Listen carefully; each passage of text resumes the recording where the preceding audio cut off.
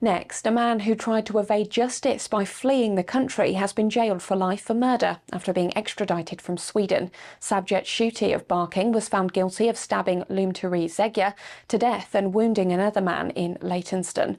Shuti was tracked down after an extensive investigation, including analysis of CCTV and mobile footage.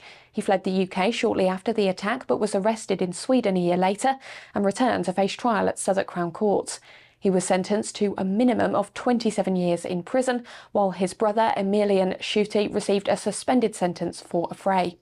In a separate case, two young men have been sentenced after a fatal stabbing in Tower Hamlets last year.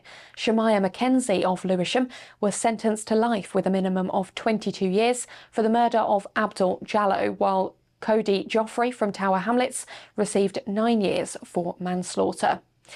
The victim was attacked as he sat unarmed in his car and died shortly after from his injuries.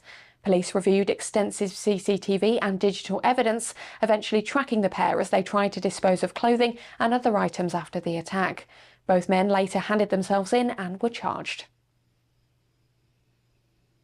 Westminster is set to see 5 primary schools merged into 2 as a result of declining pupil numbers and mounting financial pressure.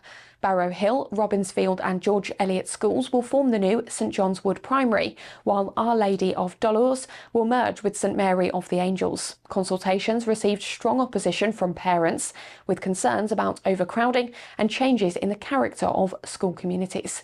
Falling birth rates and high housing costs were cited as reasons for the mergers, with all the schools facing significant budget deficits. Council officials say they will review feedback and monitor the impact of these changes on pupils and families. As London moves on from the recent heatwave, temperatures are dropping sharply and will settle into the mid-20s for the rest of the week.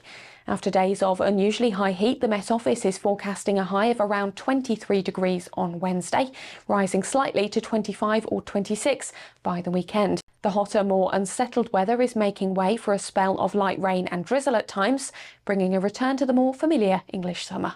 And of course, we'll have our full forecast for you with the latest London weather conditions later in the programme.